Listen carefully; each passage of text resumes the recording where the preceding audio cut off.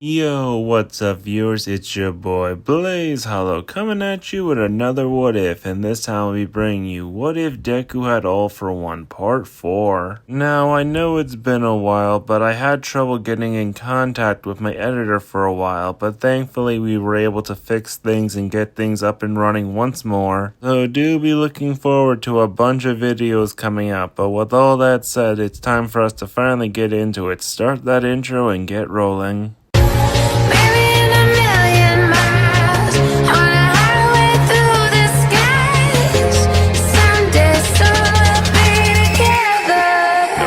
I don't think you can become a hero.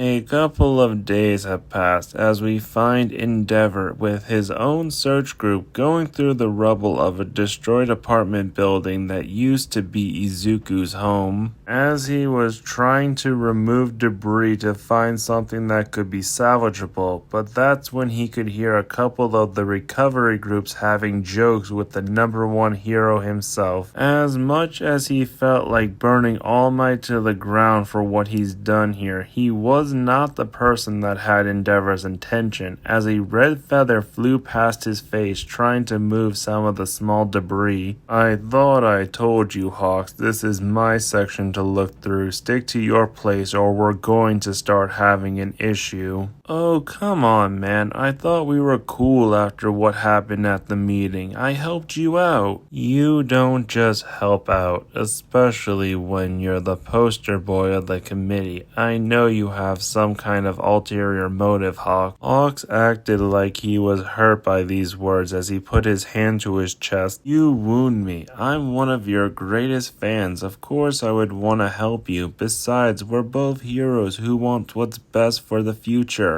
Endeavor looked over with skepticism as he continued to dig through his debris a little bit more. "Your definition of help the future and mine are two different things." A joyful laugh breaks through their conversation. "I have to agree, definition of the future is definitely different between the three of us, especially you, Endeavor, harboring that potential villain." Endeavor turns around with a scowl on his face. "Watch it, All Might. You of all people should not be talking so big. The only reason you're here is to either find something or to put in your community service hours." All Might had a sweat drop as he was starting to rub the back of his neck. "Mainly the community service. I tried paying for it, but they just said I have to do a public show of kindness. Isn't that why you're here, to show that you actually cared about those who were injured?" "Injured? People were massacred because of you. The only people who got to walk away from this were 3 people, and one of them wasn't even at the complex when it happened." "You keep on playing it off like it wasn't a big deal, but people's lives were ruined and taken from them because you decided to run in like a moron." "Wow, no need to throw around insults and accusations. If I do remember, you were supposed to be a part of the task force to capture All for One, but you seem to be too slow." Hawks chuckled as his feathers started to come back to him to make his wings as he stood on top of a large pile of debris. "If you ask me, big man, I looked over the report and it seemed that you are more at fault, basically jumping in before the whistle blew. If this would have been a sports match, you would have either gotten a yellow card or been exiled from the game." While all 3 of them were bickering, that's when a worker finally found something within the debris. As he looked at it, it looked like a box that was holding a bunch of books. So the man held it up for everybody to see. "Hey, look, I found something." The 3 heroes quickly turned their heads as all of their eyes went wide, seeing that the box had one thing that caught all of their attention. Izuku's name was on it. As it said right on the side of the box, Izuku's Hero Analysis Box. Everybody within the area got a chill down their spine, as they could feel the intensity between the 3 heroes getting ready to move. All Might was the first to move using his speed, but the moment he closed the gap, the box was yanked from the employee's hand, being pulled into the air by a pair of red feathers, Hawks taking flight trying to catch up with his feathers. All Might was about to leap into the air to grab the box, only to be shot by a pillar of fire as Endeavor started to skyrocket, knowing that his speed would not allow him to catch up. But he wouldn't let Hawks get too far. "Give me the box, Hawks, before I have to hurt you." Hawks finally caught up with his feathers as he held the box with his own two hands. "Sorry, big man, can't do that." He started to dip into the alleyways, using his agility and better control of his flight to lose Endeavor in the city alleyways. Endeavor, doing his best to try to keep up, eventually has to touch down on the ground, sweating heavily. "I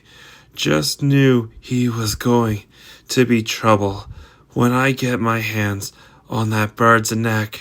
All Might crashes down into the same alleyway that Endeavor was standing in to cool off. "Looks like you lost track of him too. Listen, Endeavor, I really don't want us to be on opposite sides here, but you're really pushing my hand if you continue to help out that villain. If you're willing to help me, I can wipe your hands clean of this entire situation. I'll even forgive you for trying to light me on fire a few minutes ago." Endeavor started walking down the alleyway away from All Might. "If you don't stop talking, I'm going to light your head on fire and I'll wait for you to scream for mercy. Then I guess we're enemies permanently. Well, if you can excuse me, I have a bird to find." As he leaps off into the air, landing on one of the nearby buildings, grabbing out his phone quickly and then looking around, making sure nobody could hear him as he dials up a number. "Hey, I think we have a chance on another journal, but of course one of the association members had to get their hands on it. If any of our people notice Hawks with a box, have them jump him as soon as possible." "Right away, Master." Meanwhile, Hawks was hiding in the shade of one of the alleyway dumpsters, making sure nobody has spotted him yet. As he opened the box, revealing a bunch of children's notebooks, looking through some of the books, he realized that they had Izuku's handwriting. He found what was inside very interesting, judging by certain children's understanding of heroes, but he definitely could see some of them were from a younger period of time. Some of the books were closer to modern day, but when he noticed one of the books that wasn't the same as the others, that's when he saw something in the right corner, the name Hisashi Midoriya. His eyes widened with curiosity as he held the book in his hand. No way, his father had one of his special journals with his own son analysis? I guess it's like they said, like father, like son. He quickly opened the book, seeing that most of it was written in code, though some of the pages he was starting to understand what it was saying, but not completely. But most of this looked like coordinates for something and where it was. He didn't fully know, but that's when he came across a page that said one thing that scared him all to hell: taboo quirks. What the hell does that mean? As he continued to read, finding out that there were abilities that were so powerful if they were understood or mastered that they could take out countries, potentially nations, if put into the wrong hands. Once seeing that, he closed the journal and carefully put everything back inside of the box. "I know what I gotta do." Hawks flew up, trying to find Endeavor. Once he noticed that he was just 2 blocks away, he flew overhead and sat down on the edge of a building, whistling to get Endeavor's attention, who looked up as he noticed a box dropping from the sky. He quickly grabbed it out of the air, realizing that it was the box he was hunting for. Confused, he looked up and saw Hawks just sitting there. "Let me guess, it's supposed to be some kind of fake? You switch whatever's inside with something fake?" Hawks gave a very serious look, like he just stared into the abyss. "Not this time. Usually I would try to pull a stunt like that, but not out with this. I don't trust the committee with what I just discovered, and before you give that box to the boy, you should look at it yourself. Pulling out a fake box as he opened it, revealing a rock inside to make it sound like there are other things inside of there. I'm gonna try to lead the symbol away. You gotta do what you gotta do with that box. Endeavor was about to say something when he noticed Hawks flying away, not understanding what was going on. He quickly looked inside of the box and saw a couple of journals. Wanting to make sure he wasn't being played with, he looked at a few of them real quick, noticing childlike handwriting. Knowing this couldn't have been done with the amount of time Hawks had, so he gave me the real stuff, or he took out what was important. I don't know what's going on, and I don't like it. The fact that Hawks was so spooked by what he saw within this box means he either destroyed the problem or I'm holding it. I need to get out of here before I run into the true problem at hand. As we cut away from all the action, we find Izuku in the backyard of the house holding out his hand like he's trying to do something. Come on, I did it once before. I just gotta concentrate. After a few seconds, his arm started to swell up with air as he released a small burst of condensed air, but instead of the pressure moving forward, it shot him backwards up against the fence and sliding down onto his ass. Ow, that hurt. As he was starting to rub his shoulder, which hurt from the impact, along with his right arm feeling a little bit numb, that's when he started to notice a shadow over him as he felt a cold sensation right on his forehead, looking up to see a bottle of soda being held by Shinso. I saw that you were practicing and thought that you could use something to drink. Izuku smiled as he took the soda and takes a few sips after catching his breath. Yeah, still trying to figure out how to use air cannon without sending myself flying. This is the third time today I've been slammed into this fence, or I just can't build up enough pressure to actually do anything meaningful with it. Shinso tilts his head as he looks down and realizes that some of the grass is being turned into gold. Still having trouble controlling the activation of your different quirks because you're turning some of the grass into gold. Izuku looks down as he removes his hand from the grass and just hangs his head down low, annoyed. Yeah, sometimes the different ones will activate without me realizing. I could be trying to use one ability and end up using another one by accident. It's kind of annoying. Aren't you having a similar problem? Shinso holds out his left hand and makes a small ball of light. Not really. The main difference between me and you is I know what it feels like to have my ability. I usually have it in my voice, so I know where to activate it from the start. This one is kind of throughout my entire body, so I can somewhat feel the difference, if that makes sense. As he starts to try and concentrate a little bit more, as the ball of light starts turning into a ball of darkness, but it doesn't hold for very long as it fades away. As you can see, I'm actually having trouble switching in between them. Izuku scratched the back of his head. I feel ya, and your idea is not bad. I just don't know how to use it because so far all of my abilities work throughout my entire body. I guess air cannon technically is only in my arms, gold touch is within my hands and feet, and skeleton is just my whole body, and since these abilities intersect at certain points, it just keeps on making it feel like I'm shuffling and just pulling from the deck at random. Shinso sits down in the grass right beside Izuku. Yeah, it's different, right?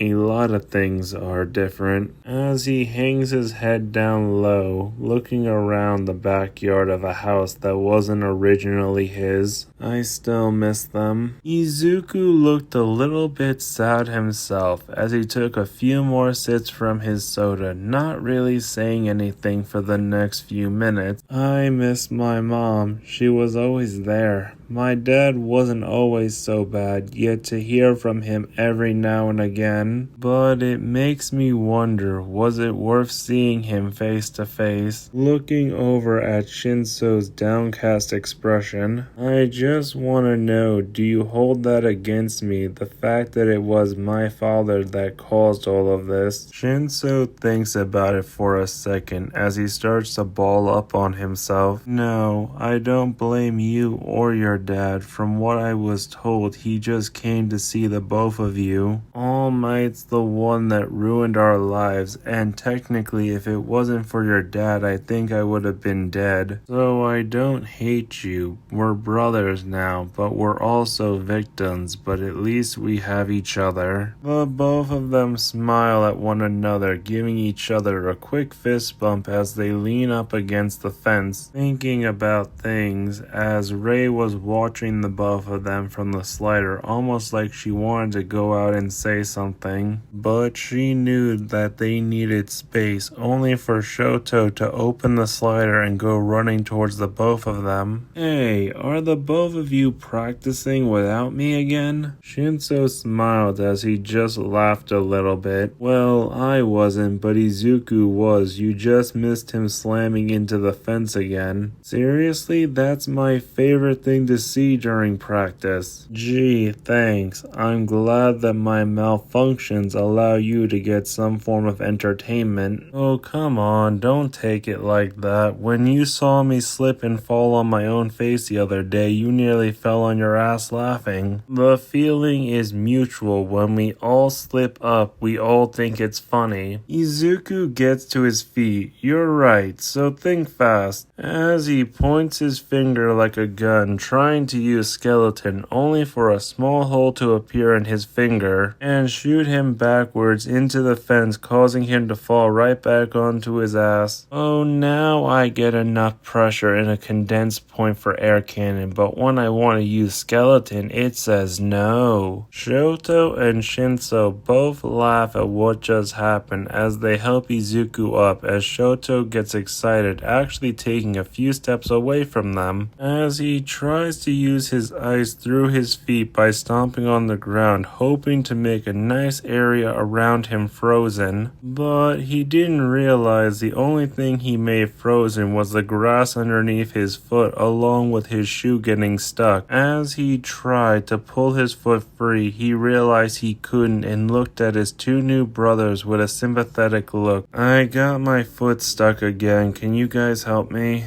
Did you forget that you can also use fire so you could just melt yourself free? But if you want me to try using one of those light beams, I could shoot at your foot. No guaranteed it won't go through it though. Shoto gets a chill down his spine at the thought as he starts making small flames on his hand, trying to melt his shoe free. No thanks, I'll pass on the hole in my foot. By the way, aren't you guys excited for the festival? What festival? I think I heard Toya say something about a festival earlier this morning, but I didn't fully understand what he was talking about because I was still half asleep. Are the both of you serious? You've never heard of the... Before he could finish that sentence, he got distracted as he noticed that a bunch of snow was starting to fall down in the backyard, which gave him a big smile because he knew what that meant. Turning his head towards the house, he sees Toya.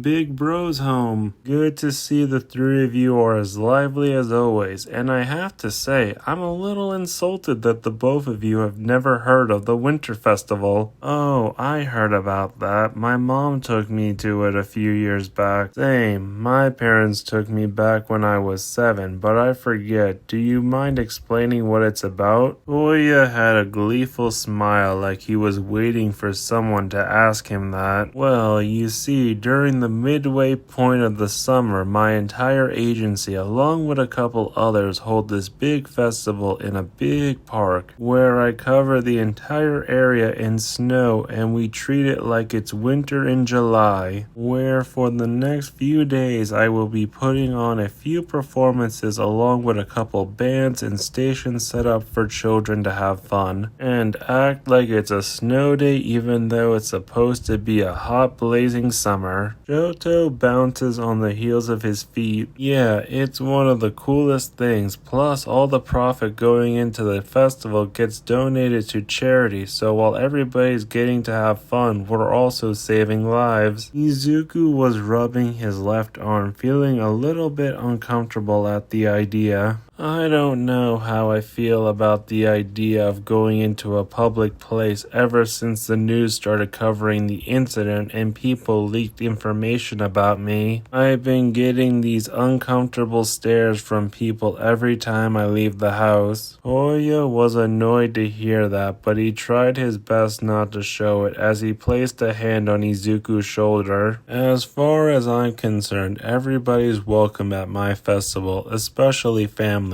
Will it convince you to come if I allow you to ride with me on the Winter King snowmobile? Johto jumped on Toya's left side, trying to get his attention. That's not fair. I haven't gotten to do that yet. Shinso didn't want to be left out, so he also crowded around his new older brother. Well, if the both of them are going to get a ride on the snowmobile, it's only fair that I also get one. Toya was trying to calm down the situation, even though he was enjoying all three of his younger brothers basically jumping at the chance to spend time with him, only for them to hear an annoyed tone coming from the slider as they all looked to see Endeavor standing there. Toya, how many times have I told you not to cover the house in snow, and I know you keep on trying to spread your festival closer to home every year, but you're not the one that always has to clean it up. Toya has a sweat drop as he starts to rub the back of his head, deactivating his ability as the snow starts to melt and stop falling from the sky. Sorry, Dad, I was just trying to cheer these three up, along with explaining the winter festival that starts tomorrow. By the way, news coverage caught you, the big idiot, and the fried chicken basically duking it out over a box. What was that about? Don't worry about it right now. I'll tell you later. Your mother wanted me to tell the four of you to go get cleaned up. Lunch is almost ready.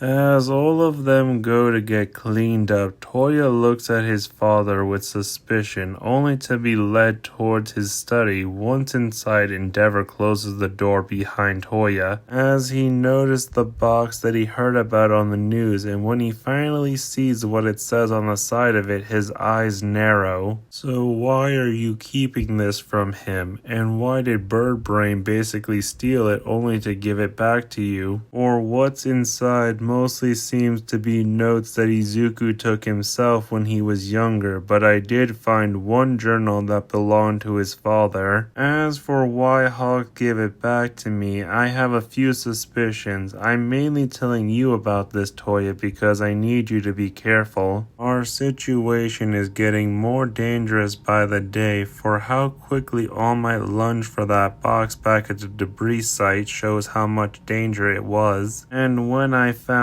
out what was inside of that journal from his father, I completely understand. Toya walked over to the box like he wanted to open it, but the moment his hands got within an inch of it, he chose not to, turning back to his father. No, we're not dealing with any of this today or tomorrow. These boys have gone through a lot in a short amount of time. The Winter Festival is a chance to give them some hope in humanity, especially Izuku. It didn't take more than 2 days for people to start seeing him as a taboo child. Once the news got a hold of the boy's history, and trust me, when I get my hands on the person who sold that information to the tabloids, I'm going to freeze them down to their core. He's only 10, and he's being treated like he basically committed a war crime for just existing. It pisses me off to no end. Endeavor looked at the box and then back to his son and realized that he also needed this festival to reconnect with his family and to give them hope. You're right. I think it's time to put work aside for a little bit and focus on the family healing. He walked over to the box and placed it in the closet of his study. We can deal with that in a few days once everything is done. Toya felt so relieved that he didn't have to fight with his father on this. Thank you, Dad. I'm glad that you understand. No, thank you, son. Now why don't we go and join everybody for lunch before your mother gets upset? And that's where I'm gonna leave it off this time, guys. I hope you enjoyed this video. Make sure to leave a like and comment down below. But with all that said, I'm out. Peace.